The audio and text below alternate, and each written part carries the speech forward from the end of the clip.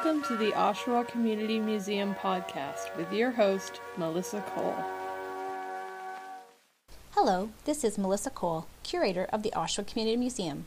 Today, we are going to talk a bit about Oshawa's Henry family, coinciding with our upcoming book launch for If This House Could Talk, The Story of Henry House. The book launch is happening at 7 p.m. on November 20th, 2012 at the McLaughlin branch of Oshawa's Public Libraries. As the Henry House is one of the homes at the museum, we have done a large volume of research to learn more about the family and their way of life.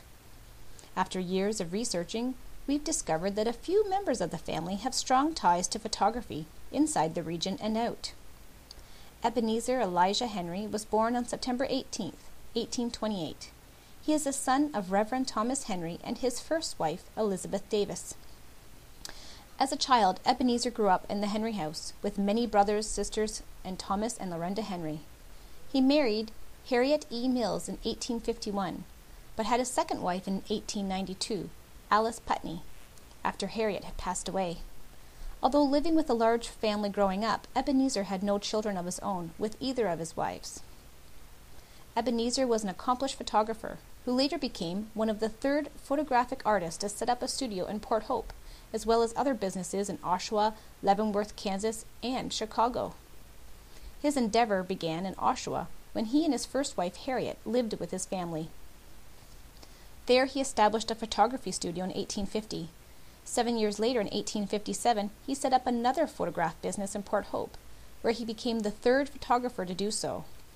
Here he advertised himself as an ambrotype and photographic artist.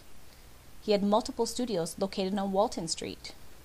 He traveled often, while learning and gaining more skills in his trade, such as learning the process of the daguerreotype.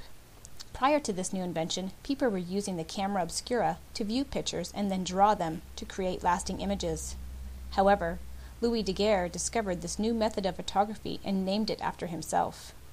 His process fixed the images onto a sheet of silver-plated copper.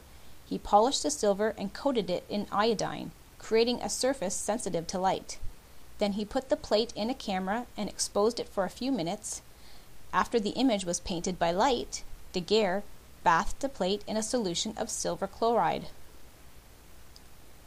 E. Henry's travels then ventured him to Chicago in 1860, where he worked as a photographer, practicing his trade until he headed to Leavenworth, Kansas in 1864.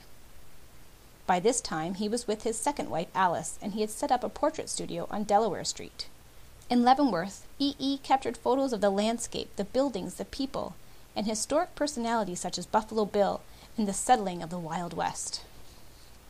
Today, these works are kept at the Amon Carter Museum in Fort Worth, Texas. E. Henry's images are excellent depictions of the West and are said to be the finest photos taken of the town. Both in his studio and along the mud-paved streets, Mr. Henry made stunning pictures of Leavenworth and its people.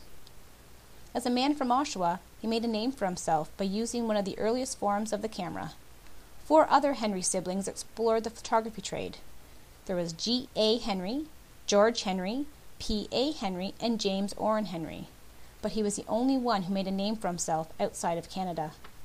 To learn more about the Henry family, you can come visit us in Oshawa's Lakeview Park, or you can pick up a copy of our Henry House publication starting November 20th, 2012.